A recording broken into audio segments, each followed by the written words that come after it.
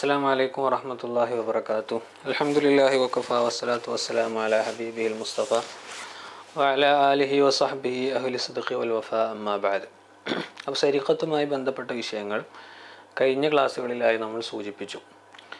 ഇനി അതുമായി ബന്ധപ്പെട്ടത് തന്നെയാണെങ്കിലും കുറച്ചൊന്ന് വ്യത്യസ്തമായ ഒരു ഭാഗം, ബാബു ഖാത്തി ത്വരീഖ്, ഖുത്താഉ തുർഖ്, അവരുമായി ബന്ധപ്പെട്ട ചർച്ചയാണ് ഇനി ചെയ്യാൻ പോകുന്നത്. ആരാണ് ഖാത്തി ത്വരീഖ്, ആർക്കാണത് പറയാം, അവരുടെ ശിക്ഷ എന്താണ് എന്നതാണ്.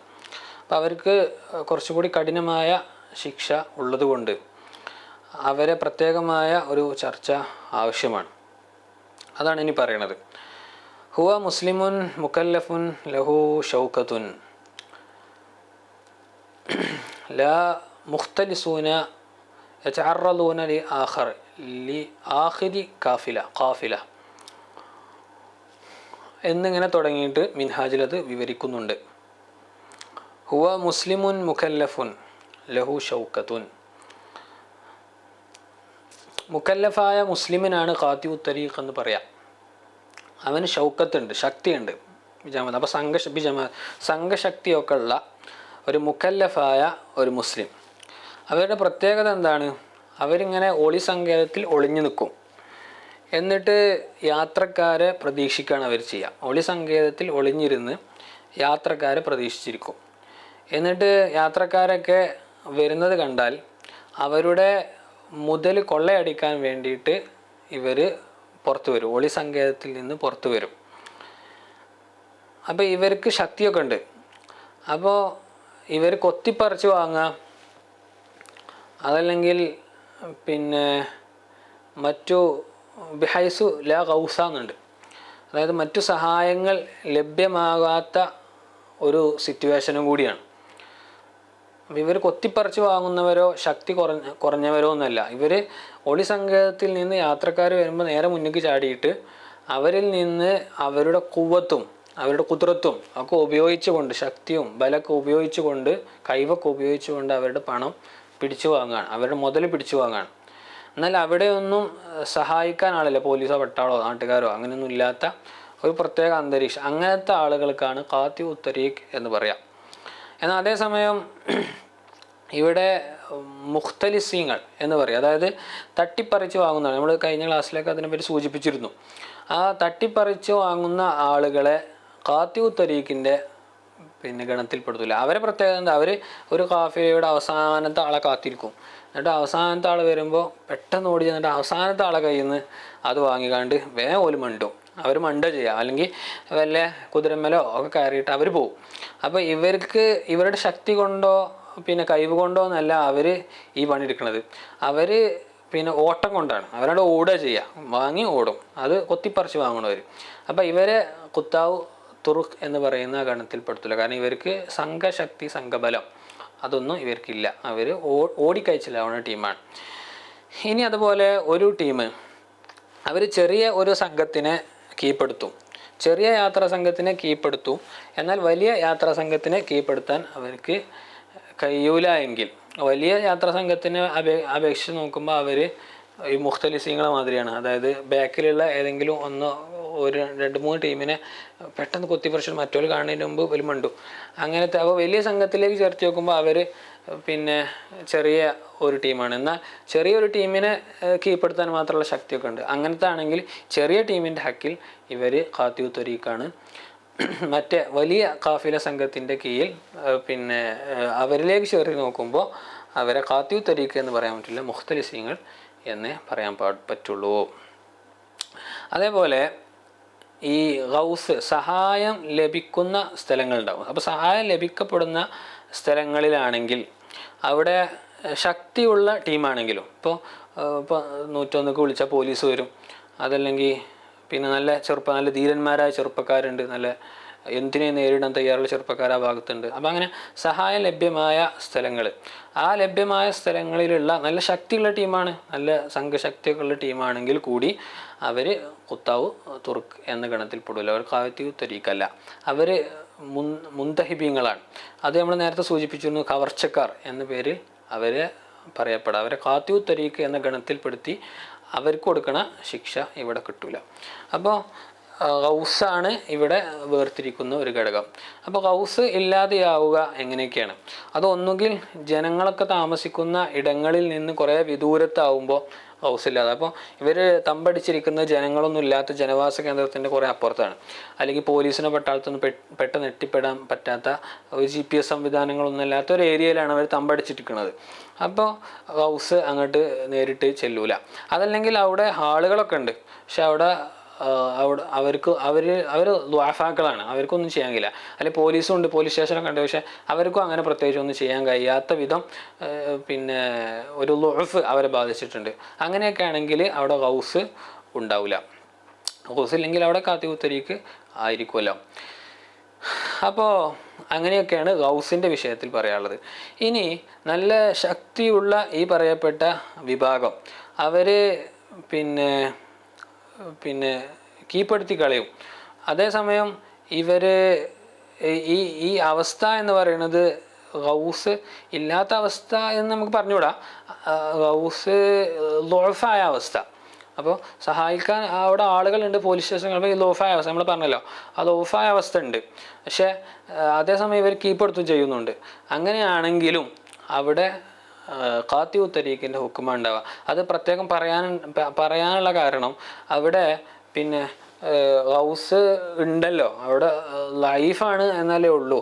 അതുകൊണ്ട് അവരെ ഖാത്തിഉ തരീഖിൽ ഉൾപ്പെടുത്തേണ്ട എന്നുള്ളൊരു ചിന്ത വരാൻ സാധ്യത ഉണ്ടല്ലോ. അപ്പോൾ അതിനെ മറികടക്കാൻ വേണ്ടിയിട്ടാണ്. അങ്ങനെയല്ല, അവിടെ ഗൗസ് ലൈഫായതുകൊണ്ട് അവിടെ അത് ഫാഖിദാണ് എന്ന് കണക്കാക്കി അവിടെ ഖാത്തിഉ തരീഖിൻ്റെ ഹുക്കുമ് തന്നെ കൊടുക്കുന്നതാണ്. അവിടെ മുഹററിൻ്റെ ഇബാറത്തിൽ ഫലവും ഹുക്കുമുൽ ഖുത്തായി എന്ന് കൊടുത്തിട്ടുണ്ട്. മിൻഹാജിൻ്റെ ഇബാറത്തിൽ ഫഹും ഖുത്താവു, അവർ ഖുത്താവു തുർക്ക് തന്നെയാണ് എന്ന് പറഞ്ഞിട്ടുണ്ട്. മുഹററിൽ ഫലവും ഖുത്താവു, ഫലവും ഹുക്കുമു ഖുത്തായി, ഖുത്തായിൻ്റെ ഹുക്കും അവർക്കുണ്ട് എന്ന് പറഞ്ഞിട്ടുണ്ട്. അപ്പോൾ അതിൻ്റെ ഇടയിൽ പിന്നെ ചെറിയൊരു ഫർക്കുണ്ട്. കാരണം ഇവിടെ ഗൗസ് ഇല്ലാത്ത ആളുകൾക്കാണല്ലോ നമ്മൾ ഖുത്താവ് എന്ന് പറയാം, പക്ഷെ ഇവിടെ ഗൗസ് ഉണ്ട്, പക്ഷേ ദ്വാഫാക്കളാണ് എന്നതുകൊണ്ട് അവർ ഖുത്താവ് എന്ന് നേരിട്ട് പറയണേലേറെ നല്ലത് അവിടെ ഹുക്കുമുൽ വലവും ഹുക്കുമുൽ ഖുത്താവ് എന്ന് പറയലാണ് നല്ലത് എന്ന ഒരു ഇത് ധനിപ്പിക്കാൻ വേണ്ടിയിട്ടാണ് ആ ഇബാറത്ത് കൂടി ഇവിടെ ഉദ്ധരിക്കുന്നുണ്ട്. ഇവർ പുരുഷന്മാരാവണം എന്ന് നിബന്ധനയൊന്നുമില്ല. ഈ ഖാത്തിഉ തരീഖ് പുരുഷനാവണം എന്ന നിബന്ധനയൊന്നുമില്ല. നമ്മൾ പറഞ്ഞ മുസ്ലിമും മുക്കല്ലഫും ലഹു ഷൗക്ക എന്ന് പറയുന്ന ആ നിബന്ധന മതി. അപ്പോൾ സ്ത്രീകളും ഉണ്ടാവും, ഖാത്തിഉ തരീഖ് ആയിട്ട് സ്ത്രീകളും ഉണ്ടാവും. ഇനി ഒരാൾ തന്നെ വലിയ ടീമാകണമെന്നൊന്നുമില്ല. ഒരാൾക്ക് നല്ല ശക്തിയുണ്ട്, നല്ല ശക്തിമാനായ അർണോൾഡ് ഷ്വാർസ്നെഗറൊക്കെ പോലെ നല്ല ശക്തിമാനായ ഒരാളാണ്. അയാൾക്ക് ഒരു സംഘത്തെയൊക്കെ കീഴ്പ്പെടുത്താൻ കഴിയും. അതുപോലെ ആളുകളൊക്കെ വരുമ്പോൾ ആളുകൾക്ക് നേരെയും അവരുടെ സമ്പത്തിന് നേരെയൊക്കെ ഒറ്റക്ക് ചാടി വീണ് പരസ്യമായി അവരെ നേരിടാനൊക്കെ കഴിയുന്ന നല്ല ഒരു ശക്തിയുള്ള ഒരു വ്യക്തിയാണെങ്കിലും അവൻ ഖാത്തിഉ തരീഖാണ്. അപ്പോൾ സ്ത്രീ ആവട്ടെ, ഈ പറയുന്ന നിബന്ധനകളൊക്കെ ഉള്ള സ്ത്രീ ആവട്ടെ, ഇനി ഒരു വ്യക്തിയാവട്ടെ, അവരൊക്കെ ഖാത്തിഉ തരീഖാണ്. പക്ഷേ കാഫിരീങ്ങൾ അവർക്ക് ഖാത്തിഉ തരീഖിൻ്റെ ഹുക്കും ഉണ്ടാവില്ല. അവർ വഴിയിൽ ഭയം വിതറിയാലും ശരി കാഫിരീങ്ങൾക്ക് ഉണ്ടാവില്ല. മുസ്ലിം ആയിരിക്കണം എന്ന് നമ്മൾ പറഞ്ഞല്ലോ, ആദ്യം തന്നെ പറഞ്ഞല്ലോ. അപ്പോൾ കാഫിരീങ്ങളെ ആ ഗണത്തിൽപ്പെടുത്തൂല. അതേപോലെ പ്രായപൂർത്തിയാവാത്ത കുട്ടികൾ, അവർക്കും ഈ പറയപ്പെടുന്ന ഉക്കൂബത്ത് ഉണ്ടാവില്ല. ഈ മുസ്ലിമും മുക്കല്ലഫ് പറയുമ്പോൾ തന്നെ ബാലിവും ആക്കിലാവണമല്ലോ. പ്രായപൂർത്തിയാവാത്തലൊക്കെ അവരിന്ന് ഒഴിവായി, അവർക്കാണ് ഖാത്തിഉ തരീഖ് എന്ന് നമ്മൾ പറയാം. ഇനി ഒരു സമൂഹത്തെ, ഒരു വിഭാഗത്തെ, ഒരു ടീമിനെ കുറിച്ച് അവർ ത്വരീഖിൽ ഭയം വിതറുന്നുണ്ട് എന്ന് ഇമാമിന് അറിവ് കിട്ടി. പക്ഷെ അവർ ആരെയും വധിക്കുകയോ അവരെ മുതലെടുക്കുകയൊന്നും ചെയ്യണില്ല.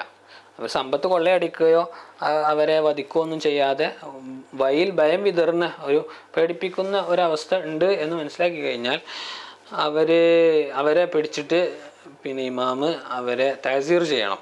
അപ്പോൾ ഒന്നുകിൽ അവരെ തഅസീർ ചെയ്ത് ജയിലിലടക്കുക, അല്ലെങ്കിൽ വേറെ അടി കൊടുക്കുക, അങ്ങനെ വേറെ എന്തെങ്കിലുമൊക്കെ ഇമാമ് കാണുന്ന രീതിയിൽ ചെയ്തിട്ട് പിന്നെ അവരെ ഭയപ്പെടുത്തിയിട്ട് ശിക്ഷ കൊടുക്കേണ്ടതാണ്. അതേസമയം അവർ ഖാത്തിഉ തരീഖാണ് എന്ന് അതുകൊണ്ട് സ്ഥിരപ്പെടുകയും ഇല്ല. അപ്പോൾ മുതൽ പിന്നെ കട്ടെടുക്കുകയോ കൊല്ലുകയോ ഒന്നും ചെയ്യണില്ലല്ലോ. അപ്പോൾ അവർ ഖാത്തിഉ തരീഖാണ്, അതുകൊണ്ട് സ്ഥിരപ്പെടില്ല. പിന്നെ ഹബ്സ് അവരെ ചെയ്യുകയാണെങ്കിൽ അവരുടെ നാടല്ലാത്ത മറ്റൊരു നാടിൽ ഹബ്സ് ചെയ്യാൻ ശ്രദ്ധിക്കുകയും വേണം. ഈ പറയപ്പെട്ട ഖാത്തി ഒരു വസ്തു മോഷ്ടിച്ചു. മോഷ്ടിച്ചു എന്ന് പറഞ്ഞാൽ നമ്മൾ നേരത്തെ പറഞ്ഞ നിസാബ് എത്തിയ ഒരു വസ്തു മോഷ്ടിച്ചു. അപ്പോൾ ഇവൻ ഖാത്തിയുമാണ്, അതോടുകൂടെ സാരിക്കുമാണ്, ഈ റുബു ദീനാർ മോഷ്ടിച്ച ആളുമാണ്. അങ്ങനെ ആകുമ്പോൾ സാധാ സാരിക്കിന് കൊടുക്കണ ഹുക്കുമല്ല ഇവിടെ ഖാത്തീനുള്ളത്, ഒന്നും കൂടി കഠിനമായ ഹുക്കുമാണ്.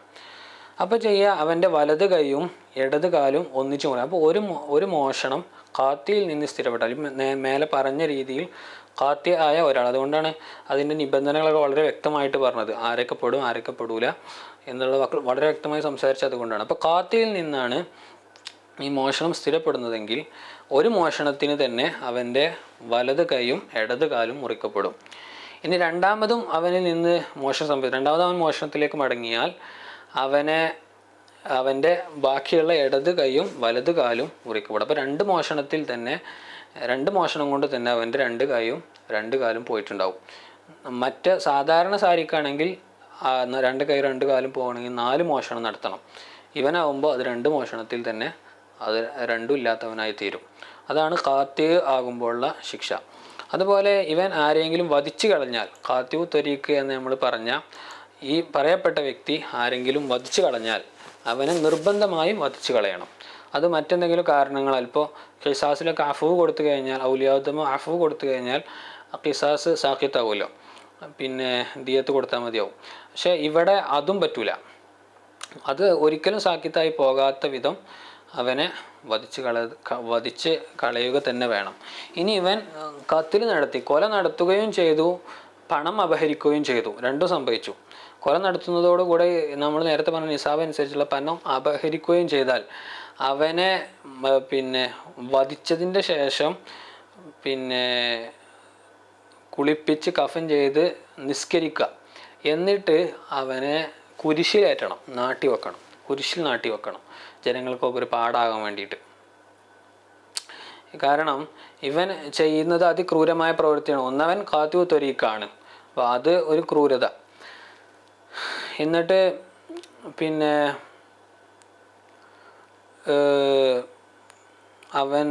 അവൻ്റെ മറ്റൊരാൾ വധിച്ചു കളയുകയും ചെയ്തു. അതേപോലെ തന്നെ അവൻ മോഷ്ടിക്കുകയും ചെയ്തു. അപ്പോൾ ഇതിന് മൂന്നുമായിട്ട് ഇവനെ പിന്നെ 3 ദിവസം കുരിശിലേറ്റണം. വധിച്ചതിൻ്റെ ശേഷം നിസ്കാരം ഇതൊക്കെ കഴിഞ്ഞിട്ട് 3 ദിവസം അവനെ കുരിശിലേറ്റണം. പിന്നെ അവനെ അവിടെ നിന്ന് ഇറക്കി മറമാടുകയാണ് വേണ്ടത്. എന്നാൽ മറ്റൊരഭിപ്രായ പ്രകാരം ഒരു കീലയുണ്ട്, അവൻ്റെ ചലം ഒലിച്ച് ഇറങ്ങുന്നത് വരെ അവനെ കുരിശിൽ തന്നെ നാട്ടി വെക്കണം, 3 ദിവസം പോരാ എന്നുള്ള ഒരു കീലയുമുണ്ട്. മറ്റൊരു കീലയിൽ കുറച്ച് സമയം പിന്നെ കുറച്ച് സമയം അവനെ വധിക്കാതെ ജീവനോട് കൂടെ തന്നെ കുരിശിൽ നാട്ടി വെക്കണം, വേദന അവൻ അനുഭവിക്കട്ടെ, എന്നിട്ട് അതിമന്ന് ഇറക്കിയിട്ട് അവനെ വധിക്കുകയും കുളിപ്പിച്ച് കഫൻ ചെയ്ത് അവൻ്റെ മേൽ നിസ്കരിക്കുകയും ചെയ്യണമെന്ന് മറ്റൊരു അഭിപ്രായമുണ്ട്. പ്രബലമായ അഭിപ്രായ പ്രകാരം ഒരാൾ ഖാത്തിഉ ത്വരീഖുമാണ്, അതോടൊപ്പം ഖാത്തിലുമാണ്, അതോടൊപ്പം സാരിക്കുമാണ്. ഇത് മൂന്നുമാണെങ്കിൽ അവനെ നിർബന്ധമായും വധിച്ചതിൻ്റെ ശേഷം 3 ദിവസം കുരിശിലേറ്റാണ് വേണ്ടത്. വധിച്ച് നിസ്കരിച്ച് കഫൻ ചെയ്ത് ഒക്കെ ചെയ്തതിൻ്റെ ശേഷം, കുളിപ്പിച്ച് കഫൻ ചെയ്ത് നിസ്കരിച്ചതിൻ്റെയൊക്കെ ശേഷം 3 ദിവസം കുരിശിലേറ്റ് പിന്നെ ഇറക്കിയിട്ട് മറമാടുകയാണ് വേണ്ടത്. ഇനി ഈ ഖാത്തിഉ ത്വരീഖ് എന്ന് പറയുന്ന വിഭാഗത്തെ ഒരു ടീം സഹായിച്ചു. അവരിങ്ങനെ കൊലപാതകം, കവർച്ച അങ്ങനത്തേതിലൊന്നും ഏർപ്പെടുന്നവരല്ല. പക്ഷെ ഇവരെ ആ ടീമിനെ വലുതാക്കാനുള്ള ചെറിയ സഹായങ്ങളൊക്കെ ഇവർ ചെയ്തു കൊടുത്തു. അങ്ങനെയാണെങ്കിൽ അവരെ പിന്നെ ജയിലിലിടൽ കൊണ്ടോ അതല്ലെങ്കിൽ അവരെ നാട് കടത്തൽ കൊണ്ടോ അല്ലെങ്കിൽ മറ്റെന്തെങ്കിലും ഇപ്പോൾ അടിക്കുക അങ്ങനത്തെ എന്തെങ്കിലുമൊക്കെ കൊണ്ട് ഇവരെ താഴ്സീർ ചെയ്യപ്പെടും. അപ്പോൾ ഇമാമ് അദ്ദേഹത്തിൻ്റെ ഇജ്തിഹാദനുസരിച്ച്, അദ്ദേഹത്തിൻ്റെ സ്വയം അഭിപ്രായം അനുസരിച്ച് ഇതിലേതെങ്കിലും ഒന്നുകൊണ്ട്, 3ഉം ചെയ്യണമെന്നല്ല, ഹബ്സോ അല്ലെങ്കിൽ തഗ്രീബോ അതല്ലെങ്കിൽ അത് രണ്ടും അല്ലാത്ത ഏതെങ്കിലും ഒന്നുകൊണ്ട് അവരെ താഴ്സീർ ചെയ്യണം. എന്നാൽ അവരെ ഇമാമ് ഇഷ്ടപ്പെടുന്ന ഒരു നാട്ടിൽ, ഇമാമ് അഭിപ്രായപ്പെടുന്ന ഒരു നാട്ടിലേക്ക് അവരെ നാട് കടത്തുകയാണ് വേണ്ടത്, ബാക്കി രണ്ടും ചെയ്യേണ്ടതില്ല എന്നുള്ളൊരു കീലയും അതിലുണ്ട്. അതനുസരിച്ച് ഇമാം ഏതെങ്കിലും ഒരു നാട് പിന്നെ കണക്കാക്കി കഴിഞ്ഞാൽ, ഇന്ന നാട്ടിലേക്ക് പോകണം എന്ന് പറഞ്ഞു കഴിഞ്ഞാൽ പിന്നെ അതല്ലാത്ത മറ്റൊരു നാട്ടിലേക്ക് മാറാൻ പറ്റില്ല. അതുപോലെ തന്നെ ആ നാട്ടിൽ പോയി കഴിഞ്ഞാൽ നേരത്തെ പറഞ്ഞ ആ ഹബ്സ്, ജയിലിലടക്കൽ, അതുപോലെ അതല്ലാത്ത മറ്റു ചാട്ടവാറടി പോലെയുള്ള മറ്റു ശിക്ഷകൾ ആ നാട്ടിലെത്തിക്കഴിഞ്ഞാൽ നടത്തണോ എന്നും ഇതിനോടനുബന്ധിച്ച ഒരു ചർച്ച ഉണ്ട്. അങ്ങനെ നടത്തണം എന്ന് പറയുമ്പോൾ അത് ഇമാമിൻ്റെ അഭിപ്രായത്തിനനുസരിച്ച് നടത്താം എന്നാണ് അതിൽ പ്രബലമായ അഭിപ്രായം. അപ്പം ഇമാമ് അതിൽ കാണുന്ന ഒരു മസ്ലഹത്ത് അനുസരിച്ച്, ഇമാമിൻ്റെ ഒരു കാഴ്ചപ്പാടനുസരിച്ച് ഇമാമിന് ആ നാട്ടിൽ എത്തിയാൽ, മറ്റൊരു നാട്ടിലേക്ക് നാട് കടത്തുമ്പോൾ നാട്ടിലെത്തിയാൽ പിന്നെ ഹബ്സ്, താസീർ, അടിക്കുക പോലെയുള്ള അതല്ലെങ്കിൽ മറ്റെന്തെങ്കിലുമൊക്കെ നടത്താം എന്നാണ് പ്രബലമായ അഭിപ്രായം. അതുപോലെ ഇപ്പോൾ ഖാത്തിഉ ത്വരീഖിനെ വധിച്ചു കളയണം എന്ന് പറഞ്ഞു, നിർബന്ധമായും വധിച്ചു കളയണം എന്ന് പറഞ്ഞു.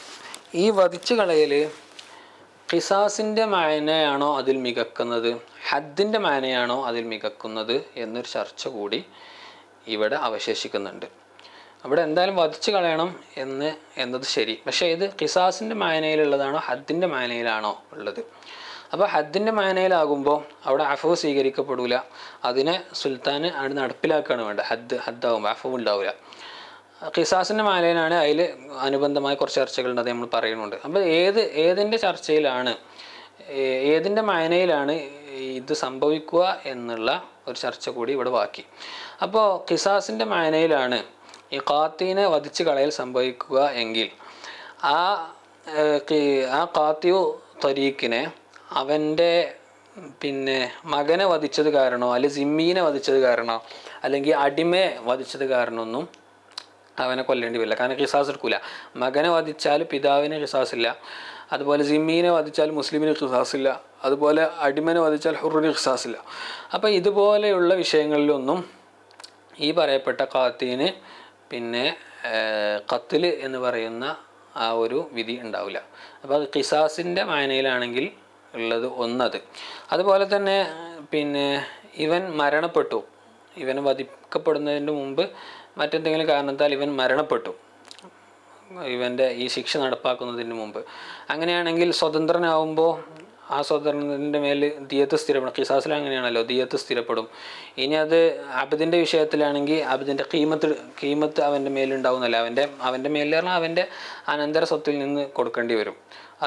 അപ്പോൾ ഇതും ഖിസാസിൻ്റെ മാനയിലാണ് ഇത് വരിക എങ്കിൽ ഇതും അവിടെ വരും. അവൻ ഇവനെ തിരിച്ചു കൊല്ലുന്നതിന് മുമ്പ് ഇവൻ മരണപ്പെടുകയാണെങ്കിൽ അതിൻ്റെ ദിയത്ത് അവൻ്റെ അനന്തര സ്വത്തിൽ നിന്ന് സ്ഥിരപ്പെടും. അതേപോലെ ഖിസാസിൻ്റെ മാനയിൽ വരികയാണെങ്കിൽ മറ്റൊരു കാര്യം, അവൻ ഒരു സംഘത്തെ ആളുകൾ, ഒരു സംഘത്തെയാണ് അവൻ വധിച്ച് കളഞ്ഞതെങ്കിൽ അതിൽ ഒരാൾക്ക് പകരമായിട്ട് അവനെ തിരിച്ച് ഖിസാസ് എടുക്കുകയും ബാക്കിയുള്ള ആളുകൾക്ക് ദിയത്ത് സ്ഥിരപ്പെടുകയും ചെയ്യും. അങ്ങനെയാണ്. ഒരു സംഘത്തെ ഒന്നായിട്ട് കൊന്ന ആൾ ആണെങ്കിൽ ഒരാൾക്ക് വേണ്ടിയിട്ട് അവനെ മറിച്ച് ഖിസാസ് എടുക്കും, ബാക്കിയുള്ളവർക്കൊക്കെ ദിയത്ത് കൊടുക്കുന്ന. ഇനി 1, 2, 3 1, 2, 3 മോഡലാണ് കൊന്നത്. ആദ്യം ഒരാളെ കൊന്നു, പിന്നെ ഒരാളെ കൊന്നു, പിന്നെ അങ്ങനെയാണ് കൊന്നതെങ്കിൽ ആദ്യം കൊന്ന ആളുടെ മേലിലാണ് ഖിസാസ് എടുക്കപ്പെടുക, അതിന് പകരമായിട്ടാണ് ഖിസാസ് എടുക്കുക. ബാക്കിയുള്ളവർക്ക് ദിയത്താണ് ഉണ്ടാവുക. പക്ഷേ അത് ഖിസാസിൻ്റെ മാനയിൽ വരുമ്പോഴും ഇവിടെ അവനെ കൊല്ലുക എന്നുള്ളത് നിർബന്ധമായതുകൊണ്ട് ആ ഒന്നാമത്തെ വ്യക്തിയുടെ വലിയ അത് ഔലിയാ ഉദ്ദമ് അത് അഫ്വ് ചെയ്ത് കൊടുത്താലും ഖത്ൽ അവിടെ നടത്തേണ്ടി വരും. പക്ഷേ ഇത് ഏതിൻ്റെ മാനയിലാണ് എന്നാണ്, പക്ഷേ ഖിസാസാണെന്നല്ല പറയുന്നത്, ഖിസാസിൻ്റെ മാനയിൽ വരുന്നതാണെന്നാണ് പറയണത്. അപ്പോൾ അങ്ങനെ അഫ്വ് ചെയ്ത് കൊടുത്താലും അത് ഖിസാസ് സാക്കിത്താവും. പക്ഷേ അതോടൊപ്പം ഖാത്തിഉ ത്വരീഖ് എന്നുള്ളത് കൊണ്ട് അവിടെ നിർബന്ധമായിട്ടും അവന് വധിക്കേണ്ടി വരും. ഇനി അവൻ്റെ അവൻ അഫ്വ് ചെയ്ത് കൊടുത്തു, മഖ്തൂലിൻ്റെ അവന് അഫ്വ് ചെയ്ത് കൊടുത്തു എന്തെങ്കിലും സമ്പത്തിന് പകരമായിട്ട്. അപ്പോൾ അവൻ്റെ ഭാഗത്തു നിന്ന് എന്തെങ്കിലും സമ്പത്ത് ഇങ്ങോട്ട് തന്നാൽ അഫ്വ് ചെയ്ത് കൊടുക്കാം എന്ന് പറഞ്ഞാൽ ആ സമ്പത്ത് അവിടെ സ്ഥിരപ്പെടുകയും ചെയ്തു. അപ്പോൾ ഖാത്തിഉ അങ്ങനെ തന്നെയാണ്, കാരണം ഇത് ഖിസാസിൻ്റെ മാനയിൽ വരുന്നതാണ്. അപ്പോൾ അഫ്വ് ചെയ്ത് കൊടുത്തു, അതോടുകൂടെ ഈ ഖിസാസ് സാക്കിത്താവും ചെയ്യും. പക്ഷേ ഇവനെ വധിക്കപ്പെടും, നമ്മൾ പറഞ്ഞല്ലോ, കാരണം അവൻ്റെ ഖത്ൽ നിർബന്ധമാണ്. ഇനി ഖിസാസിൻ്റെ മാനയിൽ വരുമ്പോൾ തന്നെ മറ്റൊന്ന്, ഇവൻ വല്ല ഭാരമുള്ള വസ്തുവിനെ കൊണ്ടാണ്, അതല്ലെങ്കിൽ ഇവൻ്റെ അവയവത്തിനെ മുറിച്ചു കൊണ്ടാണ് വധിച്ചത്. അപ്പോൾ കുറച്ച് കഠിനമായ ശിക്ഷയാണ് ഇവൻ വധിച്ചപ്പോൾ അവൻ ഉപയോഗിച്ചെങ്കിൽ, ഒരു കഠിനമായ നടപടിക്രമമാണ് ഇവൻ വധിച്ചപ്പോൾ അവൻ ഉപയോഗിച്ചതെങ്കിൽ തിരിച്ചും അങ്ങനെ തന്നെയാണ് ചെയ്യുക. അത് ഖിസാസ് ഇപ്പോൾ ഈ പറഞ്ഞതൊക്കെ അത് ഖിസാസിൻ്റെ മാനയിലാണ് വരുന്നതെങ്കിലാണ്. പക്ഷേ ഇതിൽ രണ്ടാമത്തെ അഭിപ്രായ പ്രകാരം വാള് കൊണ്ട് വെട്ടുകയാണ് ചെയ്യുക. എവിടെ? ഈ 5 രൂപ നമ്മൾ പറഞ്ഞു. ഇതിൽ 5ാമത്തെ രൂപത്തിൽ എന്താ പറഞ്ഞത്? ഈ കാത്തിയുത്തൊരീക്കായ കാത്തില് വധിക്കാൻ വേണ്ടിയിട്ട് ഭാരമേറിയ വസ്തു ഉപയോഗിക്കുകയോ അല്ലെങ്കിൽ ഈ അവയവങ്ങളൊക്കെ മുറിച്ചിട്ട് വളരെ ക്രൂരമായ രീതിയിലാണ് കൊലപാതകം നടത്തിയതെങ്കിൽ ഇവിടെ കാത്തിയുത്തൊരീക്കിൻ ഇത് പിന്നെ ഖിസാസിൻ്റെ മാനയിലാണ് വരുന്നതെങ്കിൽ അവിടെ അതേ രീതിയിൽ തന്നെയാണ് ഈ കാത്തിയുത്തൊരീക്കിനെ വധിക്കുക. പക്ഷേ അത് രണ്ടാമത്തെ അഭിപ്രായം ഹദ്ദിൻ്റെ മാനയിലാണ് വരുന്നതെങ്കിൽ അവിടെ പിന്നെ വാളുകൊണ്ട് വെട്ടിയിട്ട് തീർക്കുകയാണ് ചെയ്യുക. 4ാമത്തെ അഭിപ്രായം നമ്മൾ പറഞ്ഞല്ലോ, അഫ്വ് ചെയ്ത് കൊടുത്താൽ ആ മാല് സ്ഥിരപ്പെടുകയും പിന്നെ ഖിസാസ് സാക്കിത്താവുകയും പിന്നെ ഹദ്ദ് നിലക്ക് വധിക്കപ്പെടുകയും ചെയ്യുമെന്ന് പറഞ്ഞില്ലേ. പക്ഷേ അതാണ് 4ാമത്തെ. ആ 4ാമത്തെ അഭിപ്രായത്തിൽ ഈ അഫ്വ് ലഘുവായി പോകും. അപ്പോൾ അതിനോടനുബന്ധിച്ച് തറത്തുബായി വരുന്ന ഒന്നും അവിടെ നിർബന്ധമാകില്ല. അതേപോലെ 2ാമത്തെ അഭിപ്രായത്തിൽ നമ്മൾ ദിയത്തിനെ പറ്റി പറഞ്ഞു. 3ാമത്തെ അഭിപ്രായം പറഞ്ഞാൽ ഒരു സംഘത്തിനെ മൊത്തം വധിച്ചു. അപ്പോൾ അതിനെ ഒരാൾക്ക് പകരം ഖിസാസ് ഒരാളുടെ ഖിസാസ് ഇവനെ വധിക്കലോട് കൂടെ എടുത്തിട്ട് ബാക്കിയുള്ളവർക്ക് ദിയത്ത് എന്ന് പറഞ്ഞു. അല്ലെങ്കിൽ ഇവൻ ഈ ഖിസാസ് എടുക്കുന്നതിന് മുമ്പ് മരിച്ചു കഴിഞ്ഞാൽ ഹുറാണെങ്കിൽ ദിയത്ത് കൊടുക്കണം, അടിമയാണെങ്കിൽ കീമത്ത് കൊടുക്കണം എന്നൊക്കെ പറഞ്ഞു. അപ്പോൾ 2ലും 3ലൊക്കെ. അപ്പോൾ അതൊന്നും സ്ഥിരപ്പെടില്ല, അവനെ പിന്നെ വധിക്കും. ആ ദിയത്തൊന്നും സ്ഥിരപ്പെടില്ല, കീമത്തും ഇവിടെ സ്ഥിരപ്പെടില്ല. അതേപോലെ മകനെ വധിക്കുക, സിമ്മീനെ വധിക്കുക, അടിമയെ വധിക്കുക പോലെയുള്ളതൊക്കെ ഖിസാസിൻ്റെ മാനയിലാണെങ്കിൽ അവിടെയൊന്നും കാത്തീനെ പകരം വധിക്കേണ്ടി വരില്ലല്ലോ. പക്ഷേ ഹദ്ദിൻ്റെ മാനയിലാവുമ്പോൾ അവിടെയൊക്കെ കാത്തിലിനെ പകരം വധിക്കേണ്ടി വരും. അപ്പോൾ ഇങ്ങനെയാണ് ഈ വിഷയത്തിൽ, അതായത് അത് വളരെ പ്രധാനപ്പെട്ട ഒരു ട്രെയിനിങ് ആണ്. ഖിസാസിൻ്റെ മാനയിലായിട്ടാണോ ഈ കാത്തിയുത്തൊരീക്കിനെ വധിക്കുന്നത്, അതല്ല ഹദ്ദിൻ്റെ മാനയിലായിട്ടാണോ കാത്തിയുത്തൊരീക്കിനെ വധിക്കുന്നത് എന്ന് വളരെ പ്രധാനപ്പെട്ട ചർച്ചയാണ്. 5 രൂപങ്ങൾ പറഞ്ഞു. 5 രൂപത്തിലും ഖിസാസിൻ്റെ മാനയിലായാൽ എന്ത്, അത് പിന്നെ ഹദ്ദിൻ്റെ മാനയിലായാൽ എന്ത് എന്നൊക്കെ വളരെ വിശദമായിട്ട് പറഞ്ഞു. അതിൽ ഖിസാസിൻ്റെ മാനയിൽ ആകുക എന്നുള്ളതാണ് ഏറ്റവും മികച്ചതായി വരുന്നതെന്നും രണ്ടാമതായിട്ടാണ് അത് ഹദ്ദിൻ്റെ മാനയിലാകാനുള്ള ഒരു സാധ്യത എന്നും അതിൻ്റെ കൂട്ടത്തിൽ മനസ്സിലാക്കി വെക്കുക. ഇനി ഈ കാത്തിയുത്തൊരീക്ക് മുറിപ്പെടുത്തുകയാണ് ചെയ്തത്. അതേസമയം ആ മുറി മാറുകയും ചെയ്തു. മുറിപ്പെടുത്തിയതിൻ്റെ ശേഷം മുറി മാറുകയും ചെയ്താൽ അവിടെ ഖിസാസ് നിർബന്ധമാവില്ല എന്നാണ് അൽഹറായ ഖൗലുള്ളത്. അപ്പോൾ ഖിസാസ് നിർബന്ധമാവില്ല, കാരണം ബാക്കിയുള്ള ആളുകളും അങ്ങനെ തന്നെയാണല്ലോ. ആ മുറി മാറിക്കഴിഞ്ഞാൽ ഖിസാസ് അവിടെ നിർബന്ധമാവില്ല. അതുപോലെ തന്നെയാണ് ഖാത്യം, മറ്റുള്ളവരെ പോലെ തന്നെയാണ് ഖാത്യവും. എന്നാൽ അതിൽ അഭിപ്രായ വ്യത്യാസമുണ്ട്. ഖത്ല് പോലെ തന്നെ ആ ഖിസാസ് തഹത്തുമാകുമെന്നും അപ്പോൾ ഖിസാസ് എടുക്കണമെന്നും സാനിക്കാർ ഈ അൽഹറിൻ്റെ മുക്കാബലയിൽ അൽഹറിൻ്റെ മുക്കാബലയിലുള്ള ഖൗലിൽ ഉണ്ട്. അതിലൊരു 3ാമത്തെ ഖൗലുണ്ട്. അത് കൈയും 2 കാലും 2 കൈയും ആണെങ്കിൽ ഖിസാസ് നിർബന്ധമായിട്ട് എടുക്കണം. കാരണം അതിൽ സാധാരണ ഹദ്ദ് സ്ഥിരപ്പെട്ട 2 മേഖലകളാണല്ലോ കൈയും കാലും ഉള്ളത്. അപ്പോൾ കൈയും കാലും മുറിച്ച വിഷയമാണെങ്കിൽ അല്ല അയിമും മുറിപ്പെടുത്തിയ വിഷയമാണെങ്കിൽ അതിന്മേൽ ഖിസാസ് എടുക്കണം. ബാക്കി ഏരിയകൾ ഇപ്പോൾ കണ്ണോ കാതോ മൂക്കോ അയിമിലൊക്കെ മുറിപ്പെടുത്തിയതാണെങ്കിൽ അത് മാറിക്കഴിഞ്ഞാൽ ഖിസാസ് എടുക്കണ്ട എന്ന് ഒരു 3ാമത്തെ ഖൗലും ഇതിലുണ്ട്. അപ്പോൾ ഈ 3 ഖൗലുകൾ പ്രകാരവും ഖിസാസ് എന്ന് പറഞ്ഞാൽ അതിൻ്റെ മുക്കാബലയിൽ എന്താണോ ഇങ്ങോട്ട് ചെയ്തത് അതിൻ്റെ മുക്കാബലയിലായിട്ട് ആ ചെയ്തത് തന്നെ തിരിച്ച് ചെയ്യുക എന്നുള്ളതാണ്.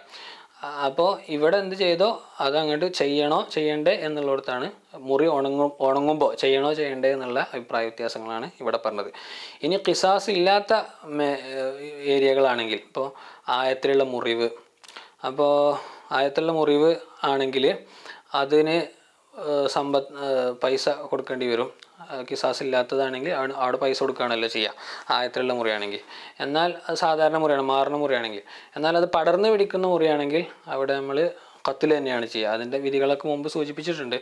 ഒരു മുറിവാക്കി അത് അതിലാണ് മാറിയില്ല, പിന്നെ മരണത്തിലേക്ക് എത്തിക്കുന്ന രീതിയിൽ അതിങ്ങനെ പടർന്ന് പിടിക്കുകയാണെങ്കിൽ പകരം ഇവനെ കൊല്ലുകയാണ് ചെയ്യുക. അപ്പോൾ അതല്ലാത്ത സാധാരണ ആയത്തിലുള്ള മുറിവാണെങ്കിൽ അവിടെ ഖിസാസ് അല്ല, അവിടെ പൈസ കൊടുക്കുകയാണ് വേണ്ടത്. അപ്പോൾ ഖിസാസ് സ്ഥിരപ്പെടാത്തതിൽ അങ്ങനെയും ഖിസാസ് സ്ഥിരപ്പെട്ടതിൽ ഇങ്ങനെയുമാണ് എന്ന് ഇവിടെ ഒന്ന് മനസ്സിലാക്കി വെക്കുക. ഇനി ഈ ഖാത്തിഉ ത്വരീഖുമായി ബന്ധപ്പെട്ട ശിക്ഷകൾ, അവനുമായി പ്രത്യേകമായിട്ട് ബന്ധപ്പെട്ട ശിക്ഷകളൊക്കെ ഇവനെ പിടിക്കപ്പെടുന്നതിന് മുമ്പ്, ഇവൻ അറസ്റ്റിലാവുന്നതിൻ്റെ മുമ്പ് ഇവൻ തൗബ ചെയ്തു കഴിഞ്ഞാൽ അത് അവനെ തൊട്ട് സാഖിത്താവുന്നതാണ്. അതിന് വിശുദ്ധ ഖുർആനിൻ്റെ ആയത്തുണ്ട്, ഇല്ലല്ലദീന താബൂ മിൻ ഖബ്ലി അൻ തഖ്ദുറു അലൈഹിം, അവരെ മേലിൽ നിങ്ങൾക്ക് കൈവാകുന്നതിൻ്റെ മുമ്പ് തൗബ ചെയ്തവരൊഴികെ എന്ന് പറഞ്ഞിട്ട് ആ തൗബ ചെയ്തവരുടെ ഉഖൂബത്ത് അത് സാഖിത്താവുമെന്നതിന് വിശുദ്ധ ഖുർആൻ സാക്ഷിയായിട്ടുണ്ട്. അപ്പോൾ ഇവരെ അറസ്റ്റ് ചെയ്യുന്നതിൻ്റെ മുമ്പായിരിക്കണം, അറസ്റ്റ് ചെയ്തതിന് ശേഷം ആകാൻ പറ്റില്ല എന്നുള്ളതാണ് പ്രബലമായ അഭിപ്രായം. എന്നാൽ അറസ്റ്റ് ചെയ്തതിൻ്റെ ശേഷം ചെയ്താലും ആ തൗബ സ്വീകരിക്കും, ആ ഉഖൂബത്ത് സാഖിത്തായി പോകും എന്ന് പറഞ്ഞവരും ഉണ്ട്. അപ്പോൾ അവരെ കൊണ്ട് പ്രത്യേകമായ വിധികൾ എന്ന് പറഞ്ഞാൽ നമ്മൾ പറഞ്ഞു അവരുടെ കൈകാലുകൾ മുറിക്കേണ്ടി വരും. അത് സാധാരണ സാരിക്കിൻ്റെ ഹുക്കുമല്ല, അവരുടെ ഒരു മോഷണത്തിന് തന്നെ കൈയും കാലും മുറിക്കും എന്നൊക്കെ നമ്മൾ പറഞ്ഞു. അതേപോലെ നിർബന്ധമായ വധം, അവിടെ ഖിസാസല്ല, ഖിസാസ് എന്ന് പറഞ്ഞത് ഖിസാസ് ഉള്ളത് പോലെയല്ല. ഖിസാസിനെ അഫോഗ് ചെയ്ത് കൊടുത്താൽ തിരിച്ചുള്ള കൊലയിൽ നിന്ന് രക്ഷപ്പെടും. പക്ഷെ ഇവിടെ അങ്ങനെ രക്ഷപ്പെടൂല. അതുപോലെ കൊലയോട് കൂടെ സമ്പത്ത് അപഹരിക്കൂടെ ചെയ്തിട്ടുണ്ടെങ്കിൽ 3 ദിവസം കുരിശിലേറ്റണം. അങ്ങനത്തെ ഇവർക്ക് പ്രത്യേകമായ ചില വിധികളൊക്കെ നമ്മൾ പറഞ്ഞല്ലോ. അപ്പോൾ ആ വിധികളൊക്കെ ഈ തൗബയോട് കൂടെ, പിടിക്കപ്പെടുന്നതിൻ്റെ മുമ്പുള്ള തൗബയോട് കൂടെ സാഖ്യത്തായി പോകുന്നതാണ്. എന്നാൽ അതേസമയം മറ്റുള്ള ഹദ്ദുകൾ, അതായത് സാരിഖിന് സാധാരണ കൊടുക്കുന്ന ഹദ്ദ്, സാനിക്ക് സാധാരണ കൊടുക്കുന്ന ഹദ്ദ്, കള്ള് കുടിച്ചവന് ഖദ്ഫ് ആരോപിച്ചവനൊക്കെ സാധാരണ കൊടുക്കുന്ന ഹദ്ദുകളൊന്നും അതിനെ തൊട്ട് ഈ തൗബ കൊണ്ട് സാക്കിത്തായി പോകൂല എന്നാണ് അള്ളഹറായ കൗലുള്ളത്. എന്നാൽ അതിൻ്റെ മുക്കാബലയിൽ വരുന്ന സാനിയുടെ കൗല് പ്രകാരം ഈ ഖാത്തിഉ ത്വരീഖിൻ്റെ ഹദ്ദ് സാക്കിത്താവുന്നതിലേക്ക് ഖിയാസാക്കിയിട്ട് ബാക്കിയുള്ള ഹദ്ദുകൾ കൂടി അതിൻ്റെ കൂടെ സാഖിത്താവും എന്നും അഭിപ്രായമുണ്ട്. ഇനി ഖാത്തിഉ ത്വരീഖുമായി ബന്ധപ്പെട്ടതല്ലാത്ത കുറച്ച് വിഷയങ്ങളും കൂടി പറഞ്ഞിട്ട് നമുക്ക് ഈ സരീഖത്തിൻ്റെ ഭാഗം അവസാനിപ്പിക്കാം. അതായത് ഖാത്തിഉ ത്വരീഖ് അല്ലാത്ത ഒരാളിൽ ആദമിയുമായിട്ട് ബന്ധപ്പെട്ട കുറച്ച് ഉഖൂബത്തുകൾ ഒരുമിച്ച് കൂടി.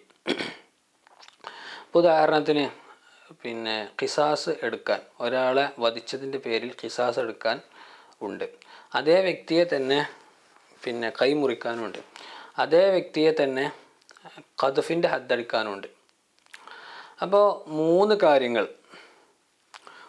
കാര്യങ്ങൾ ഒരേ വ്യക്തിയിൽ തന്നെ ഒരുമിച്ച് കൂടിയ ഒരു പ്രത്യേക സിറ്റുവേഷൻ ഉണ്ട്.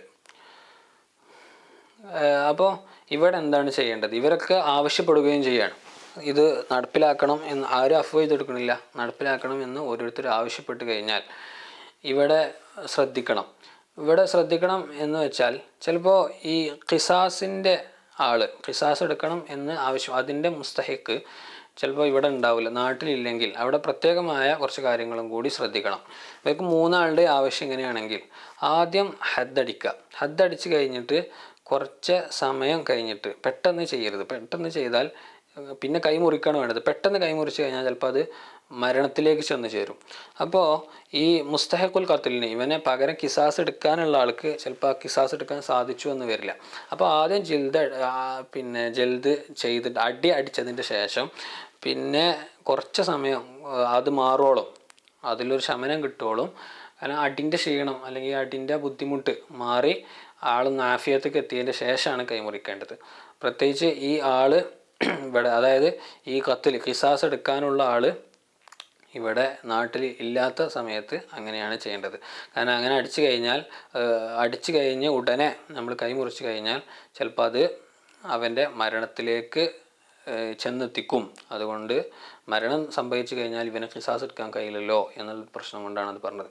അതെ, അപ്പോൾ ഇവൻ നാട്ടിലില്ലെങ്കിലാണ് ഇങ്ങനെ പറഞ്ഞത്. അതുപോലെ തന്നെയാണ് അവൻ നാട്ടിലുണ്ടെങ്കിലും. അവൻ നാട്ടിലുണ്ട് താനും, അതേസമയം അവൻ പറയുകയും ചെയ്തു എനിക്ക് പെട്ടെന്ന് അവനെ കൊല്ലണം, അതുകൊണ്ട് വേഗം അടിച്ചിട്ട് വേഗം അവൻ്റെ കൈ മുറുക്കി എന്നവൻ പറഞ്ഞാലും നമ്മൾ ആ പണി പെട്ടെന്ന് ചെയ്യൂല. കാരണം അത് പ്രബലമായ അഭിപ്രായം അങ്ങനെയാണ്. കാരണം എന്താ വേണ്ട, അങ്ങനെ പെട്ടെന്ന് ചെയ്താൽ ഇവൻ്റെ മരണം സംഭവിക്കും. മരണം സംഭവിച്ചാൽ പിന്നെ അവന് പകരം കൊല്ലാൻ കഴിയില്ലല്ലോ, അപ്പം അവൻ്റെ ഹക്ക് അവിടെ വീടുന്നില്ലല്ലോ എന്നാണ് പ്രബലമായ അഭിപ്രായ പ്രകാരം. എന്നാൽ അതിൻ്റെ പിന്നെ മറുവായിട്ട് അത് പിന്നെ അങ്ങനെ പെട്ടെന്ന് ചെയ്യുമെന്ന് പറഞ്ഞാൽ പെട്ടെന്നാണ് ചെയ്ത് കൊടുക്കുക. കാരണം ഓൻ്റെ ഹക്ക് പിന്നെ ഓനല്ലേ നോക്കണ്ടേ, നമ്മൾ നോക്കേണ്ട ആവശ്യമില്ലല്ലോ. അതുകൊണ്ട് പെട്ടെന്ന് ചെയ്യണത് കൊണ്ട് ഓന് കുഴപ്പമില്ലല്ലോ.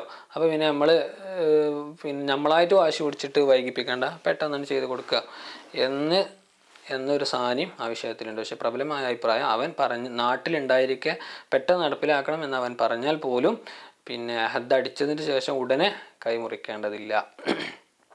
ഇനി ഈ പിന്നെ ഇവന് കിസാസ് എടുക്കാൻ അവകാശപ്പെട്ട ആൾ അവൻ അതിനെ പിന്തിച്ചു വെച്ചു, ഞാൻ ഇപ്പം എടുക്കണില്ല, കുറച്ച് കഴിഞ്ഞിട്ട് എടുക്കണുള്ളൂ എന്ന് പറഞ്ഞു കഴിഞ്ഞാൽ അവനെ ഹദ്ദടിക്കുക ചെയ്യേണ്ടി.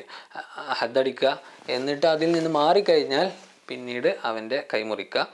പിന്നെ അവന് മറ്റാൾ തയ്യാറാകുന്ന സമയത്ത് പിന്നെ അവൻ്റെ ഖത്ൽ പകരമായിട്ടുള്ള അവൻ്റെ ഖത്ൽ നടപ്പാക്കുകയും ചെയ്യും. അപ്പോൾ അവിടെയും ഹദ്ദടിച്ച് കഴിഞ്ഞ് സമയം മാറാനുള്ള സമയം അവിടെ കൊടുക്കണം. മാറാതെ ഹദ്ദടിക്കാൻ പാടില്ല. കാരണം അവൻ പ്രത്യേകിച്ച് മറ്റവൻ എന്തായിട്ടുണ്ട്, അവൻ ഖിസാസ് എടുക്കുക എന്നുള്ളത് അവൻ കുറേ പിന്തിച്ച് വെച്ചിട്ടുണ്ട്. അപ്പോൾ അടി കഴിഞ്ഞാൽ പെട്ടെന്ന് കൈമുറിക്കലിലേക്ക് പോകരുത്.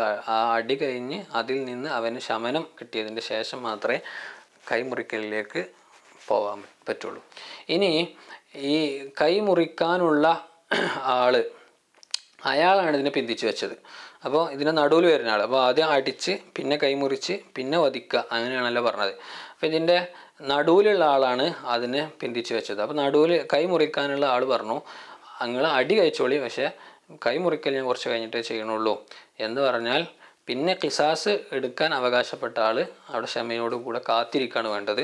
കാരണം ഈ കൈ മുറിക്കാനുള്ള ആൾ അയാളുടെ ഉത്തരവാദിത്തം കഴിച്ചതിന് ശേഷമാണ് പിന്നീട് ഇവൻ എന്താകാൻ പറ്റുള്ളൂ, പിന്നെ കൈമുറിക്കലിലേക്ക് കടക്കാൻ പറ്റുള്ളൂ.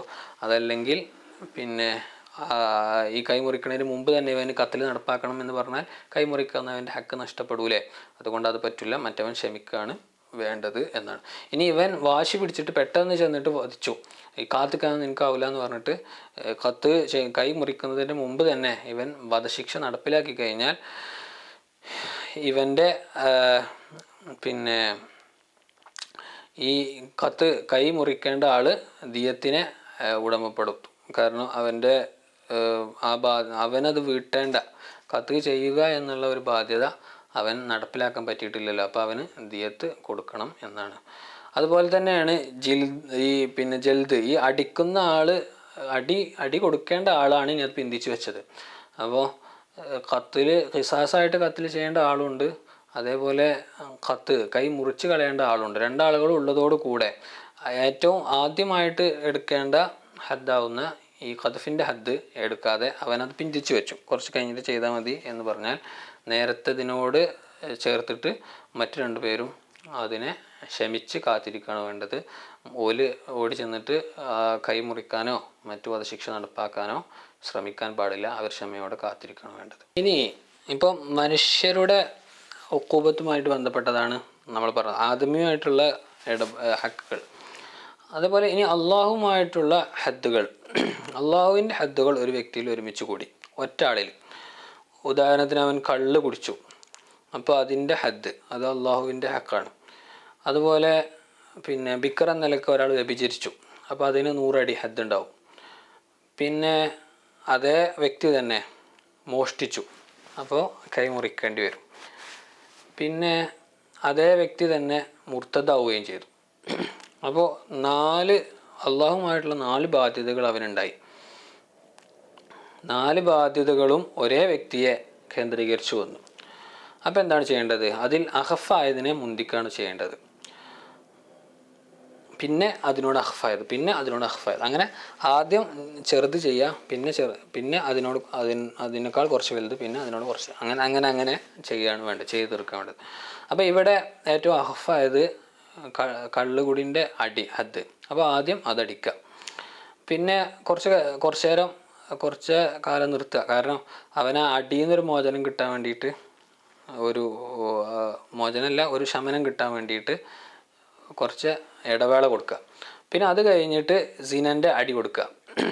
കാരണം സിനൻ്റെ അടി പിന്നെ 100 അടി. അപ്പോൾ 100 അടി ഇടവേള കഴിഞ്ഞിട്ട് 100 അടി. പിന്നെ ആ 100 അടി കഴിഞ്ഞിട്ട് വീണ്ടും ഇടവേള കൊടുക്കുക.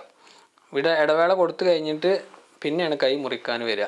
അതായത് കട്ടെടുത്ത് മോഷ്ടിച്ചതിന് കൈ മുറിക്കണമല്ലോ. അപ്പോൾ ഇടവേള കഴിഞ്ഞിട്ട് പിന്നെ കൈ മുറിക്കുക. ആ കൈ മുറിച്ച് കഴിഞ്ഞാൽ പിന്നെ ഉടനെ വധശിക്ഷ നടക്കും. ഈ ഇടവേള കൊടുക്കുക എന്ന് പറഞ്ഞത് നേരത്തെ പറഞ്ഞത് തുടരെ എടുത്തു കഴിഞ്ഞാൽ ചിലപ്പോൾ അത് പെട്ടെന്ന് അവൻ്റെ മരണത്തിലേക്ക് ചേർക്കാൻ സാധ്യതയുണ്ട്. അപ്പം ബാക്കി ഹദ്ദുകൾ എടുക്കാൻ കഴിയില്ല.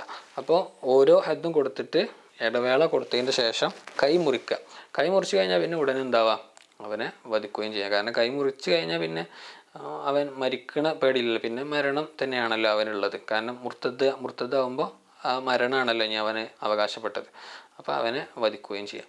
അങ്ങനെയാണ് അള്ളാഹുവിൻ്റെ ഹദ്ദുകൾ ഒരാളിൽ ഒരുമിച്ച് കൂടിയാൽ ചെയ്യേണ്ടത്. ഇനി അള്ളാഹുവിൻ്റെ ഹദ്ദും പിന്നെ ആദമീൻ്റെ ഹദ്ദും രണ്ടും പാടെ ഒരുമിച്ച് കൂടി. ഇപ്പോൾ ഈ കൂട്ടത്തിലേക്ക് ഒരു ഖദ്ഫിൻ്റെ ഹദ്ദ് കൂടി വന്നു. അപ്പോൾ കള്ള് കുടിച്ചു, വ്യഭിചരിച്ചു, മോഷ്ടിച്ചു, മുർത്തദ്ദായി. അതേ കൂടെ അവൻ ഖാദിഫുമാണ്. ഖദ്ഫ് ചെയ്യുകയും ചെയ്തിട്ടുണ്ടെങ്കിൽ ഈ സിനയുടെ ഹദ്ദിൻ്റെ മുമ്പ് ഖദ്ദിൻ്റെ ഹദ്ഫിനെ നടപ്പാക്കണം.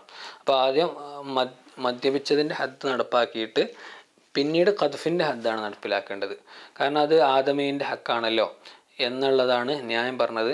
എന്നാൽ അത് അഖ്ഫാണ് എന്നുണ്ട്. അഖഫായതുകൊണ്ടാണ് അതിനെ മുന്തിച്ചത് എന്നും അഭിപ്രായമുണ്ട്. അപ്പോൾ അവിടെ മുന്തിക്കണം എന്നുള്ളതൊക്കെ എന്ത് കാരണത്താലാണെന്നുള്ളതിൽ ഇഖ്തിലാഫുണ്ട്. പിന്നെ